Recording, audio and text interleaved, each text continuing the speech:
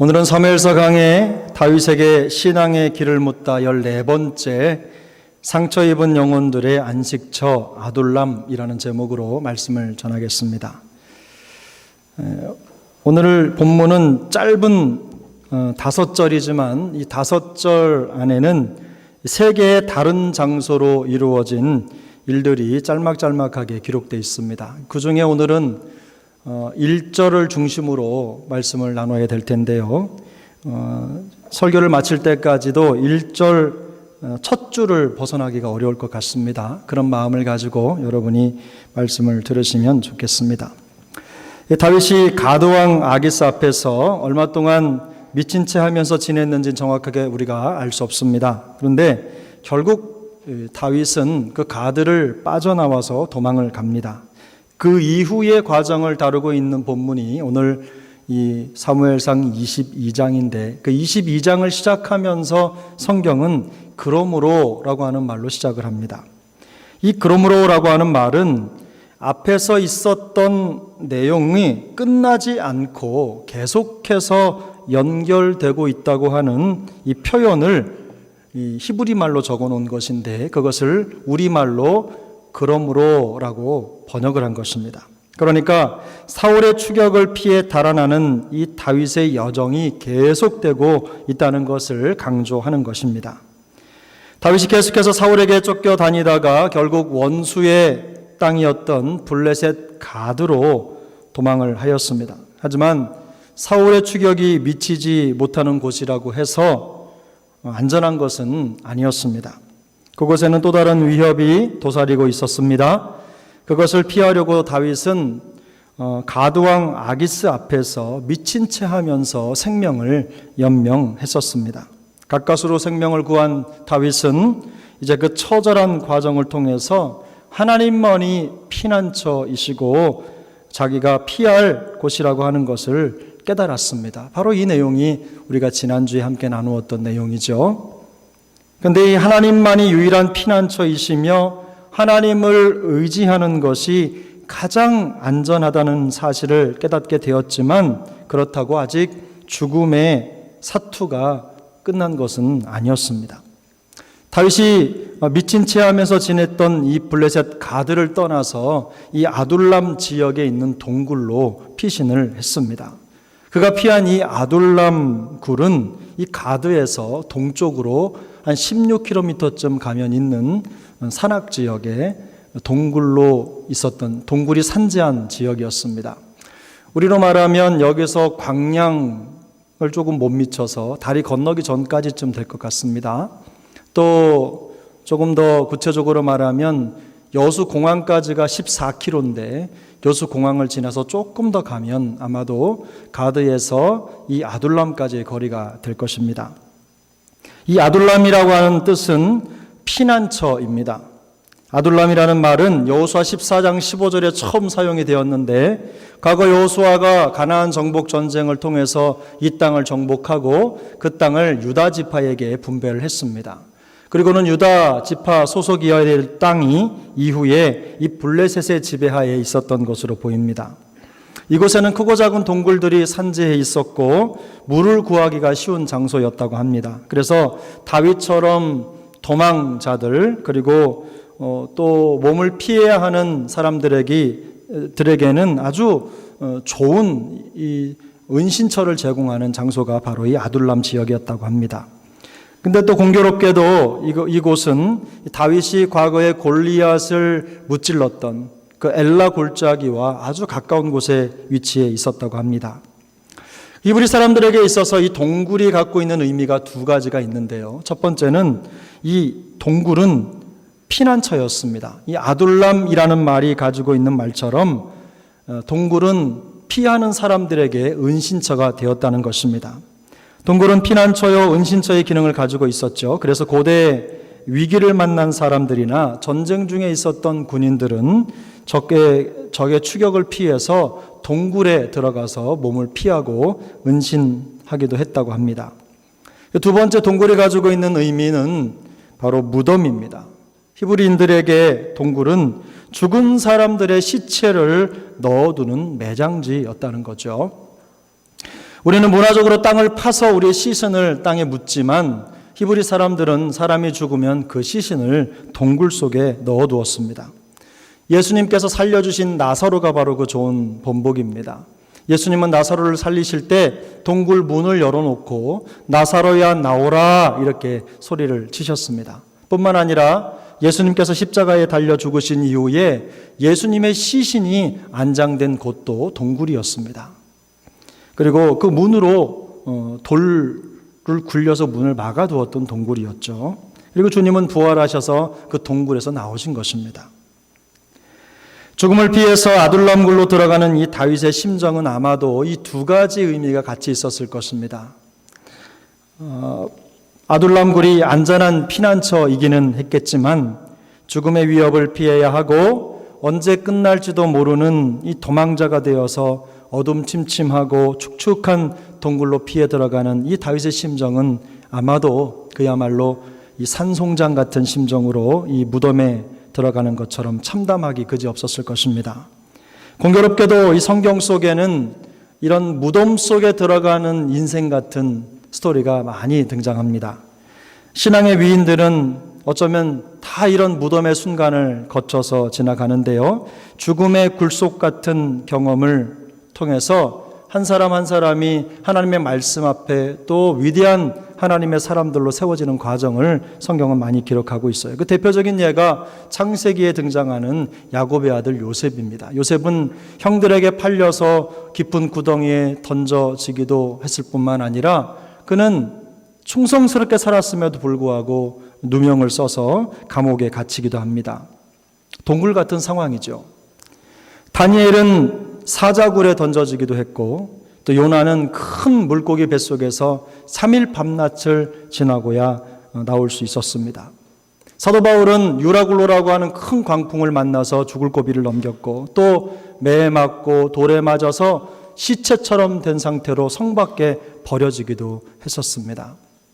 이 모두가 다 우리에게는 또 동굴 같은 상황인 것입니다. 알고 보면 우리의 삶도 마찬가지죠.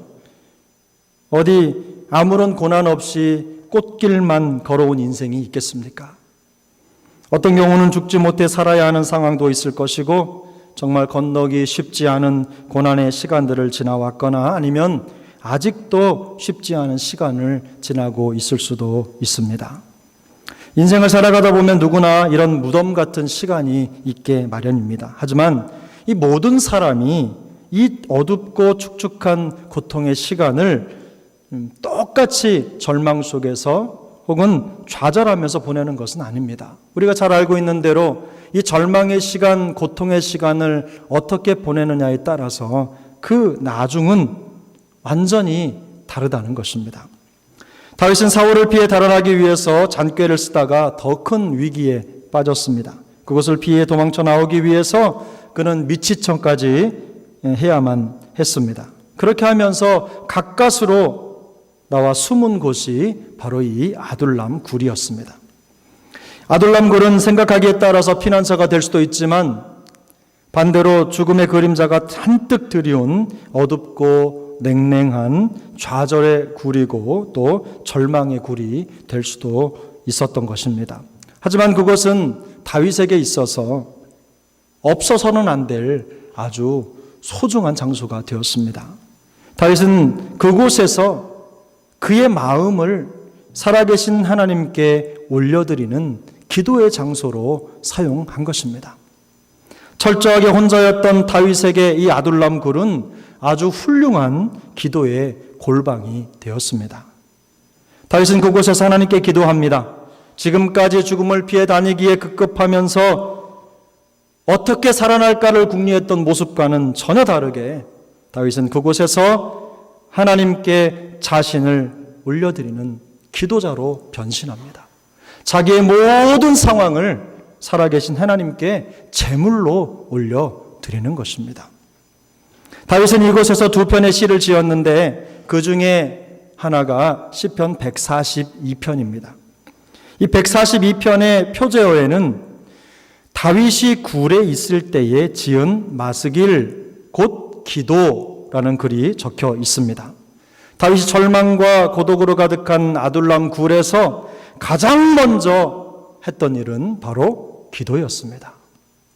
다윗의 처절한 심정을 생각하면서 우리 142편 1절부터 4절까지를 찾아서 한번 읽어보도록 하겠습니다. 시편 142편 1절부터 4절입니다. 시편 142편 1절부터 4절 우리 찾으셨으면 같이 읽겠습니다. 내가 소리내어 여호와께 부르짖으며 소리내어 여호와께 간구하는도다.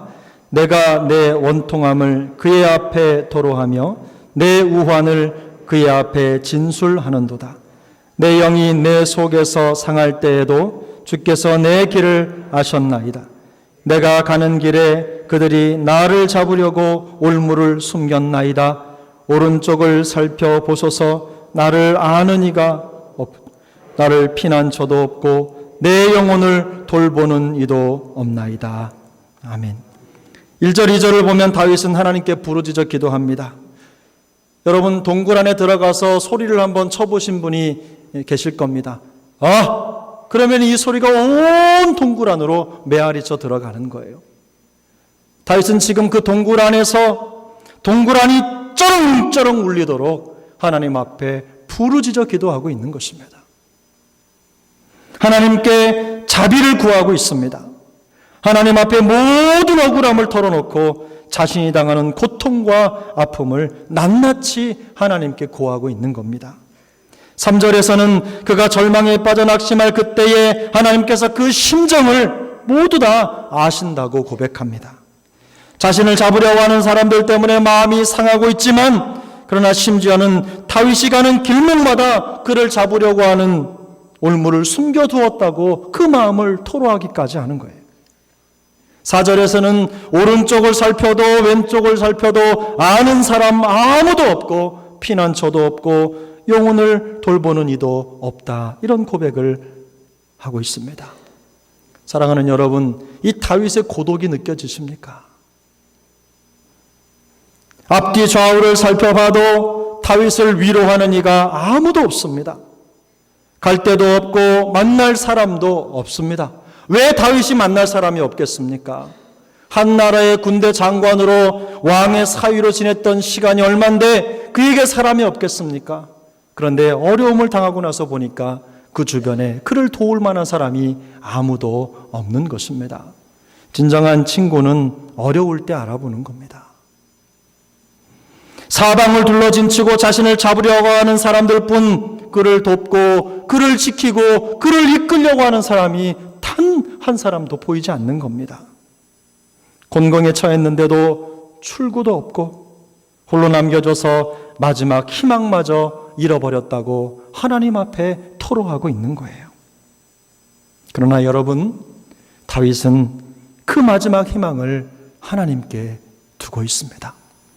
우리 5절을 같이 한번 보겠습니다. 142편 5절입니다. 시작. 여호와여, 내가 주께 부르짖어 말하기를 주는 나의 피난처시요 살아있는 사람들의 땅에서 나의 분깃이시라 하였나이다. 아멘. 다윗은 하나님께 부르짖었습니다. 하나님이 유일한 피난처시요 살아있는 사람들의 땅에서 나의 분깃이시라. 살아있는 사람들의 땅에서 나의 분깃이라는 말을 옛날 우리 개역성경에서 보면 생존 세계에서 나의 분깃이시라 이렇게 번역을 해두었습니다. 다른 성경을 찾아보면 내가 이 세상에서 필요로 하는 전부라고 고백하고 있는 것입니다. 또 다른 번역을 찾아보면 주님은 내 삶의 유일한 희망이다 이렇게 번역을 했어요. 다시 말해서 주님만이 내 인생의 전부라고 고백하고 있는 것입니다. 다윗은 자신의 전부이신 하나님께 기도하면서 지하 감옥 같은 이곳에서 자기를 건져달라고 하나님께 부르짖어 기도합니다. 사랑하는 여러분, 여기까지 보면 다윗은 기도하고 있지만 아직 슬픔과 절망에서 벗어나지 못한 것처럼 보입니다. 그러나 그렇지 않습니다. 다윗은 갈수록 더 깊은 기도의 은혜를 경험합니다. 자기 귀에 들려오는 자기의 기도를 들으면서 자기의 울부짖는 소리를 귓전에 들으면서 그 동굴 안이 쩌렁쩌렁 울리도록 하나님 앞에 기도할 때 하나님은 그를 만나주셨어요. 절망으로 시작한 그의 기도가 이제는 확신을 넘어 감사와 찬양으로 변한 것입니다. 다윗이 나들랑 굴에 있을 때 또 다른 시편을 썼는데 그 시편이 시편 57편입니다. 57편에는 다윗이 사울을 피하여 굴에 있던 때라고 하는 표제어가 붙어 있습니다. 그는 이 시편에서 이렇게 고백합니다. 시편 57편 2절부터인데 우리 한번 같이 읽어보겠습니다. 시편 57편 2절부터 11절까지 좀 길지만 의미가 있기 때문에 우리 다 같이 한 목소리를 읽어보겠습니다. 시작. 내가 지존하신 하나님께 부르짖으며 곧 나를 위하여 모든 것을 이루시는 하나님께로다. 그가 하늘에서 보내사 나를 삼키려는 자의 비방에서 나를 구원하실지라. 하나님이 그의 인자와 진리를 보내시리로다. 내 영혼이 사자들 가운데서 살며 내가 불사르는 자들 중에 누웠으며 곧 사람의 아들들 중에라. 그들의 이는 창과 화살이요 그들의 혀는 날카로운 칼 같도다. 하나님이여 주는 하늘 위에 높이 들리시며 주의 영광이 온 세계 위에 높아지시기를 원하나이다. 그들이 내 걸음을 막으려고 그물을 준비하였으니 내 영혼이 억울하도다. 그들이 내 앞에 웅덩이를 팠으나 자기들이 그 중에 빠졌도다. 하나님이여 내 마음이 확정되었고 내 마음이 확정되었사오니 내가 노래하고 내가 찬송하리이다. 내 영광아 깰지어다. 비파야 수구마 깰지어다. 내가 새벽을 깨우리로다. 주여 내가 만민 중에서 주께 감사하오며 문나라 중에서 주를 찬송하오리다. 무릇 주의 인자는 커서 하늘에 미치고 주의 진리는 궁창에 이르나이다. 하나님이여 주는 하늘 위에 높이 들리시며 주의 영광이 온 세계 위에 높아지기를 원하나이다. 아멘. 사랑하는 여러분, 지금 이 노래 속에 절망이 느껴지십니까? 이 노래 속에서 고통이 느껴지십니까? 이 노래 속에서 외로움이 느껴지십니까? 이 노래 속에서는 더 이상 절망을 찾아볼 수 없습니다. 좌절을 찾아볼 수도 없고 고통과 슬픔도 더 이상 발견할 수가 없습니다. 다윗이 그토록 힘들어했던 그 외로움도 찾아볼 수 없습니다. 여전히 캄캄한 동굴 속에 있고 위기와 위험이 여전히 그에게 있지만 완전히 물러간 것은 아니지만 다윗은 그곳에서 하나님의 구원을 확신하고 있습니다. 다윗은 그 모든 것을 이루실 하나님께 자기의 온 마음을 쏟아 올려드린 것입니다. 그리고는 더 이상 흔들림이 없습니다. 하나님이여 내 마음이 확정되었고 내 마음이 확정되었사오니 내가 노래하고 내가 찬송하리이다. 이 확정되었다는 말은요, 그 마음이 앞으로 변할 것이라고 하는 그런 탄설을 완전히 차단한 그런 표현이에요. 하나님, 내 마음은 하나님께 완전히 붙었습니다. 더 이상 흔들림이 없습니다. 그래서 유진 피터슨 목사님은 이 시편 57편 7절 8절을 번역하면서 이렇게 글을 적었습니다. 하나님, 저는 준비되었습니다. 머리끝부터 발끝까지 모든 것이 단단하게 준비되었습니다. 이제 음악을 연주하고 노래할 준비가 되었습니다. 자기 있는 이 동굴의 상황이 뭐가 좋아서 다윗 노래를 불렀겠어요? 그는 아직도 고통 중에 있지만 하나님을 찬양할 준비가 되었다고 고백하고 있는 겁니다. 다윗은 무덤처럼 적막하고 철저하게 고독한 이 아둘람 굴에서 이전에는 경험하지 못했던 기도의 깊은 경지를 지금 체험하고 있는 것입니다.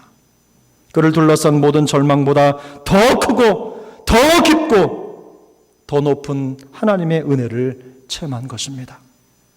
모든 희망이 끊어지고 절망의 무덤에서 일어나 모든 것을 이루시는 살아계신 하나님께 그의 마음을 확정하고 또 확정하고 나니까 이제는 절로 찬양이 흘러나온다는 말입니다. 절망의 눈물이 변하여 확신과 감사의 노래가 된 것입니다. 머리끝부터 발끝까지 하나님의 옷으로, 하나님으로 옷 입고 나니까 어떤 상황 속에서도 찬양할 수 있게 되었다는 것입니다. 이제 다윗에게 있어서 이 아둘람 굴은 더 이상 절망의 상징이 아닙니다. 죽음의 위협을 피해서 갈 곳이 없어서 들어간 무덤 같은 곳이었지만 이제는 진정한 피난처이신 하나님의 임재가 충만한 생명의 장소가 된 것입니다.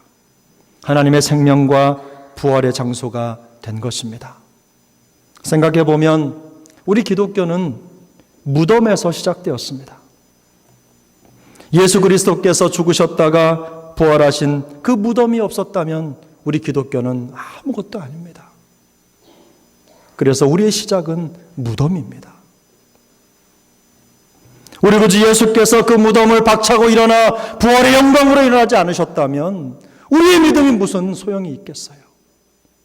그래서 우리는 지금 죽음 같은 시간을 지날지라도 주려 우리가 죽을지라도 이미 죽었다 하더라도 소망이 있는 것은 우리 주님께서 무덤에서 일어나 부활하셨기 때문인 줄로 믿습니다. 바로 그것이 우리의 능력이 되는 것입니다. 마찬가지로 앞으로 세워질 다윗 왕국의 역사가 이 아둘람 굴에서 시작되는 것입니다. 이제 다윗은 하나님의 기름 부음을 받은 이스라엘의 왕으로 더욱 견고하게 세워져 갈 것입니다. 우리도 마찬가지입니다. 세상 어디에 고난 없는 인생이 있겠습니까? 제가 아는 한 강집사님은 참 열심히 신앙생활을 하는 분이었는데 제가 생각해도 가슴이 미어지는 분이었어요. 그의 어머니가 일찌감치 뇌출혈로 쓰러져서 아주 긴 시간 병상에서 앓고 온 가족이 그 어머님의 이 병상을 지켰어요. 그러다가 결국에 어머님이 돌아가셨어요. 그런데 그 와중에 남동생이 하나 있었는데 남동생이 또 암에 걸려서 죽었어요. 그런데 얼마 있다가 아버지가 암에 걸린 겁니다. 그래서 큰 수술을 하고 이제 움직일 수 없는 처지가 되었는데 설상가상으로 이 자매가 또 암에 걸린 거예요. 그래서 온 가족이 결국에는 제가 이 자매의 장례식을 치렀습니다. 고통스러운 아픔, 그렇게 기도하고 하나님 앞에 메어 달렸는데 이 동굴 같은 인생이 끝나지 않은 거예요. 우리 중에 누구도 이 자매만큼 더 고통스럽고 힘든 시간을 지내고 있다고 말할 수 있는 사람이 있겠습니까? 그런데 제가 아는 이 자매는 끝까지 하나님 앞에 기도했습니다. 어떨 때는 죽음의 문턱을 경험하는 절체절명의 순간을 지날 때도 있을 것입니다. 나를 돕는 사람보다 잡으려는 사람들이 훨씬 더 많은 것처럼 느껴질 때도 있을 거예요.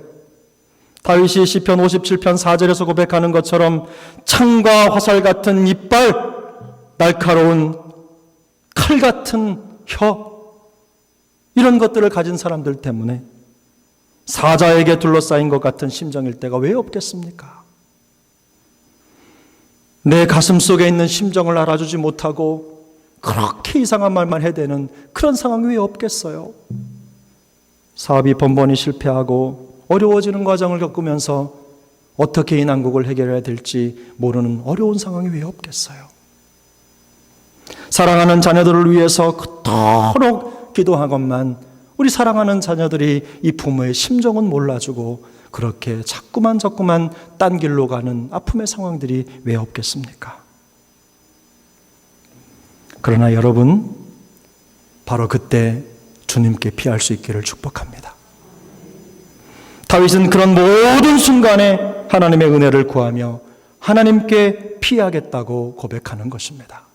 시편 57편 1절에서 그는 이렇게 고백합니다.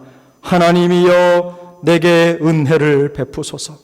내게 은혜를 베푸소서. 내 영혼이 주께로 피하되 주의 날개 그늘 아래에서 이 재앙들이 지나가기까지 피하리이다. 하나님이여 내게 은혜를 베푸소서. 내게 은혜를 베푸소서. 내 영혼이 주께로 피하되 주의 날개 그늘 아래에서 이 재앙들이 지나가기까지 피하리이다.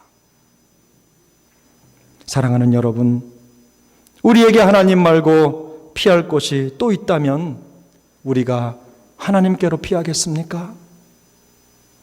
기도하지 않고 쉽게 답을 찾고 문제가 해결되는데 이렇게 부르짖어 생명 걸고 기도하겠습니까? 다윗이 어디로 가든지 환영해주고 먹을 것을 주고 보호해주고 도와줄 사람들이 즐비하게 깔려 있었다고 한다면 그가 아둘람 굴로 피해 들어갔겠습니까? 그리고 그곳에서 창자가 끊어질 정도의 고통을 가지고 하나님 앞에 부르짖어 기도할 수 있었겠습니까? 그렇게 처절하게 기도하지 않았을 것입니다. 만약에 다윗이 그를 돕고 주변에 좋은 환경이 있었다고 한다면 그는 기도하지 않았을 거예요. 다윗은 하나님의 사람이었지만 그가 아무런 실수도 죄도 없었던 것은 아닙니다. 그래서 찰스 스펄전 목사님은 다윗이 동굴에서 했던 것처럼 그의 왕궁에서 간절하게 기도했더라면 그는 말년에 그토록 큰 불행을 초래했던 행동을 결코 하지 않았을 것이다. 이렇게 말했어요. 사랑하는 여러분, 기도는 우리의 생명입니다. 기도하지 않고 사역하는 것만큼 위험한 것이 없습니다. 기도하지 않고 봉사하는 것만큼 위험한 것이 없습니다. 그것만큼 교회를 위태롭게 하는 것이 없어요. 기도하지 않고 말하는 것만큼 창박하리 되는 경우가 없습니다. 기도하지 않고 하나님께 기도하지 않고 우리가 뭔가 열심을 내는 것만큼 부담이 되는 것도 없어요. 기도가 아니면 안 되고 하나님이 아니면 안 되는 그런 상황에 봉착한 것이 불행이 아니라 우리에게는 생명이라는 것을 기억해야 되는 것입니다. 그로 인해서 우리가 기도의 야성을 회복하고 여호와 하나님께 피하는 법을 배운다면 그것은 우리를 살리시려고 하나님께서 우리에게 던져주시는 구원의 밧줄이 되는 것입니다. 우리의 인생이 덫에 걸렸고 올무에 걸렸다고 생각할 때 그때가 바로 우리가 아둘람 굴에 들어간 것입니다. 그리고 우리가 아둘람 굴에 들어가 있다는 것은 그것이 좌절과 절망의 시간이 아니라 우리의 모든 것을 이루시는 살아계신 하나님께 부르짖어 기도해야 될 때라는 것을 기억하시기를 축복합니다. 너는 내게 부르짖으라. 내가 내게 응답하겠고 내가 알지 못하는 크고 비밀한 일을 내게 보이리라. 너는 내게 부르짖으라. 내가 내게 응답하겠고 내가 알지 못하는 크고 비밀한 일을 내게 보이리라. 사랑하는 여러분, 우리가 기도해서 하나님을 얻는 것만큼 더 큰 일이 어디 있습니까? 우리가 기도해서 하나님과 더 가까워지는 것만큼 값진 일이 어디에 있습니까? 우리가 기도해서 하나님의 마음을 우리의 가슴에 이식하는 것만큼 더 값지고 귀한 일이 어디에 있습니까? 우리가 아둘람 굴이라고 생각하는 그곳에 바로 우리가 기도의 방석을 깔을 수 있기를 축복합니다. 우리가 아둘람 굴이라고 생각하는 그곳에서 부르짖어 기도할 때 주님은 우리의 상처 입은 심령에 찾아와 주시고 우리의 진정한 피난처가 되어 주실 것입니다. 아둘람 굴 속에서 다윗이 경험한 그 하나님의 놀라운 은혜가 우리 세종안교회 성도님들의 일상이 될 수 있기를 축복합니다. 기도하겠습니다.